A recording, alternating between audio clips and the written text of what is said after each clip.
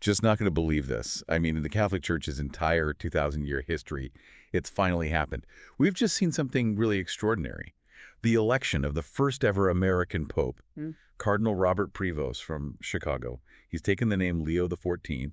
Just pause on that for a second. An American leading over 1 billion Catholics worldwide. It's genuinely historic. It absolutely is. You know, when you think about it, over 260 popes before him, and not a single one from the United States. It just highlights how massive this event really is. Feels like a real shift. Definitely. So to try and make sense of it all, we've been digging into the news reports, the analysis surrounding this election. Our mission today really is to unpack the key parts for you. How this happened, who Pope Leo XIV actually is, and maybe touch on the potential implications. Give you a good overview. So ready to dive in? Let's do it. Okay, let's start with the election itself. The papal conclave. It sounds incredibly intense, almost like something out of a thriller novel. Could you break down the basics for us? It really is fascinating. And very deliberately secretive. Yeah. So when a pope dies or steps down, the cardinals gather for what called a conclave.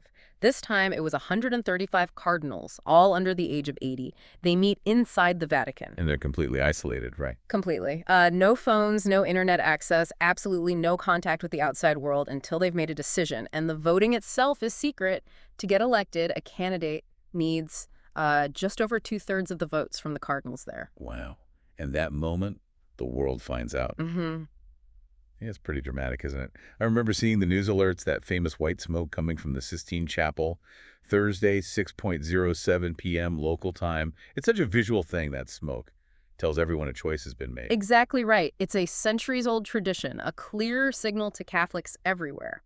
Now, thinking about who's actually eligible for Pope, well, the formal rules are surprisingly simple. You have to be male and you have to be Roman Catholic. Formally, yes, but as you can probably guess, the actual reasons why one specific cardinal gets chosen, well, that goes way beyond just ticking those two boxes. Right, because we did hear a few names being floated beforehand, the so-called Papal, the ones thought to be contenders. You had people like Pietro Parolin, Louis Tagle, even Fridolin Ambongo Basungu, and Pierbattista Pizzaballa were mentioned. Seems like there's always that buzz, but the final choice can still be a surprise. Yeah. What makes someone papabile anyway? Is it just being a well-known cardinal? Well, papabile is a useful term, yeah, but it's not like an official title or anything. Think of them as the names that pop up a lot in the Vatican rumor mill, maybe discussed by commentators, people seen as having the right qualities, the connections maybe. Parolin, for example, he's the Vatican Secretary of State, a very powerful job inside the church. Tagle has a huge pastoral reputation, especially in Asia. Mbongo Basungu represents the growing African church. Pizzaballa has deep connections to the Holy Land. So Prevost coming through. Well, it suggests that cardinals were maybe looking at other factors, other experiences beyond the usual names. Okay. So let's focus on the man himself then. Who is Pope Leo XIV? Or Cardinal Robert Prevost as we knew him. What's his story? Right. Robert Prevost. He was born in Chicago back in 1955. He's got a solid background in theology, studied at the Catholic Theological Union there in Chicago. He was ordained a priest in Rome in '82, part of the Augustinian order. But what really jumps out, I think, is his missionary work. Ah, right. He spent time abroad. A long time, nearly 15 years as a missionary down in Peru. Then, starting in 2015, he became the Bishop of Chiclayo, that's in northwest Peru. And interestingly, he actually holds dual citizenship, U.S. and Peruvian. Wow, 15 years in Peru. That must have given him a really different perspective compared to, say, someone who spent their whole career in Europe or the U.S. Oh, undoubtedly. I mean, that direct experience in Latin America, where so many of the world's Catholics live, that gives you unique insights, for sure. Yeah. Different challenges, different priorities. And his Vatican career picked up speed, too. Just last year, in 2023, Pope Francis appointed him prefect of the Vatican's dicastery for bishops. Okay, hold on. The dicastery for bishops, that sounds important. What does that job actually entail? Why is it considered so influential? Think of it as basically the HR department for bishops across the entire world. This dicastery manages the whole process of vetting candidates for bishop nominations everywhere. So whoever runs it has a big say in who leads local churches. A very big say, yeah. It's a position with enormous influence in shaping the church's future leadership. So Prevost went from running a diocese in Peru to, relatively quickly, having a central role in deciding who runs dioceses globally. He also served on the Pontifical Commission for Latin America, keeping those ties strong. So looking at where he stands theologically, politically within the church, Is he seen as more conservative, liberal, or somewhere else? The general consensus seems to put him kind of in the center. On social issues, he's often described as progressive, seems open to marginalized groups, which echoes Pope Francis's focus, especially on migrants, the poor. But when you get to core church doctrine, he's generally viewed as more conservative. For instance, he's been against ordaining women as deacons, so it's a bit of a mix. That is an interesting combination. Progressive socially, maybe, but doctrinally more traditional. We also heard he has a background in canon law. How might that play into his papacy, do you think? Yeah, his understanding of canon law, that's the church's own legal system, essentially could be quite significant. A pope with that background might tackle issues of church governance, internal debates, maybe even reforms, with a real focus on established procedures, on legal precedent. That could appeal to the more, let's say, traditional wings within the Vatican, shows respect for the structures. Now, the term dark horse keeps popping up when people talk about his election.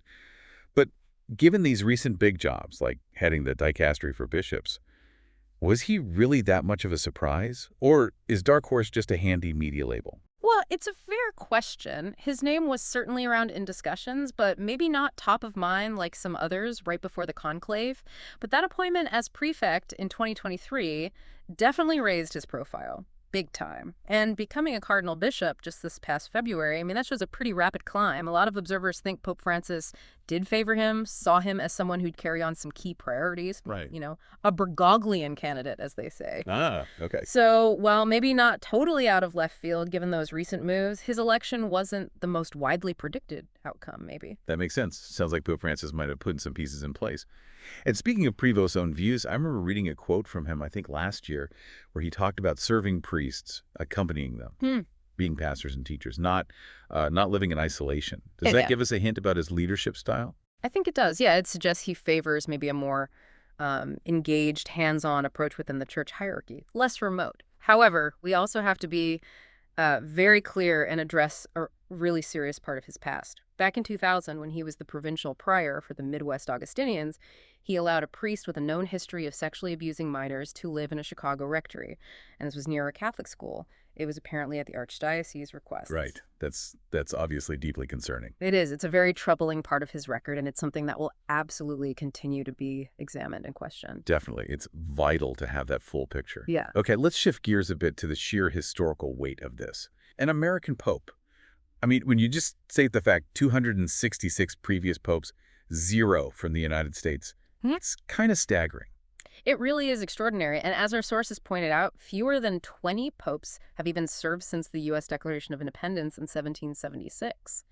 The papacy has been overwhelmingly, almost entirely, a European institution for most of its history.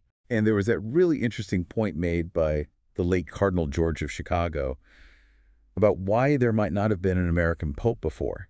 He suggested that America's, dominant global role politically, culturally, economically might have made other countries hesitant to also have the U.S. leading the church, a kind of balancing act. It's a fascinating theory, isn't it? This idea of like an unstated rule to avoid concentrating too much global influence in one nation. So do you think that reluctance, if it existed, has just faded now? Well, the fact that it has happened now could mean a few things. Maybe those old concerns are less relevant today, perhaps because the church's demographics have shifted so much with huge growth outside Europe and North America, or maybe Cardinal Prevost's specific qualities, his background, his time in Peru, just outweighed any lingering historical hesitation for the cardinals making the choice. But it certainly signals a potential change in how the global church sees America's role within it. Yeah, definitely a shift. And of course, one of the first things a new pope does is choose a name. This tradition, it goes way back. What's the thinking behind it? Right. Taking a new name is traditionally seen as marking a new beginning, like a second birth as pope. Historically, it was also sometimes about distancing from a birth name, especially if it had, say, pagan roots way back when. And the precedent, as the sources remind us, goes right back to St. Peter himself. His original name was Simon. Though it's interesting, not all popes changed their names. I think the number was actually less than half. That's correct. Yeah, something like 129 out of 267 popes chose a new name. So it's a strong tradition, but not like a mandatory rule. And the reasons for picking a name can vary a lot. Honoring past popes, signaling you want to continue their work, or doing something totally different like Pope Francis choosing a name with no recent papal history, maybe signaling innovation. Robert Prevost chose Leo XIV. Leo. That name's been used quite a bit. What might we read into that choice? Indeed. Leo is a name with a lot of history in the papacy. 13 popes before him used it. Historically, popes named Leo are often associated with things like strong leadership, theological depth, defending church doctrine. Pope Leo I, for instance, is a doctor of the church, known for his writings. So choosing Leo IV, well, it remains to be seen exactly which parts of that legacy he wants to connect with, how his papacy will echo or differ from the historical Leos. Right, and this election being so historic has obviously sparked reactions all over. We even saw former President Trump put out a message on Truth Social, congratulating Prevost, calling it a great honor for our country, really highlights that unique U.S. angle. Yes, that message definitely points to the specific significance of an American now being in this global religious leadership role. It's also worth remembering, I think, that Cardinal Prevost has actually publicly disagreed with Vice President J.D. Vance before on a theological point, this concept of Ordo Amoris. Ordo Amoris. Can you unpack that quickly? Sure. It basically means the order of love. In theology, it's the idea of loving God first and foremost, and then ordering all other loves correctly in relation to that primary love for God. The fact that Prevost was willing to publicly engage and disagree on a pretty fundamental theological idea like that suggests he's not shy about intellectual debate or holding his own ground, even with political figures from his home country. Interesting. And what about within the Catholic community itself, the hopes, the expectations? We mentioned LGBTQ Catholics reportedly expressing some hope for more inclusion, given his generally progressive reputation regarding marginalized groups. But then there's this more conservative stance on women's ordination. It sounds like a real mix of feelings right now, anticipation, maybe some caution too. I think that's exactly right. His background, his statements, they paint a picture of someone complex, just different facets. So while that perceived openness offers hope to some groups, the traditional views on doctrine mean major shifts in those areas might not be on the immediate horizon. And like you said, just being an American pope adds this whole other layer.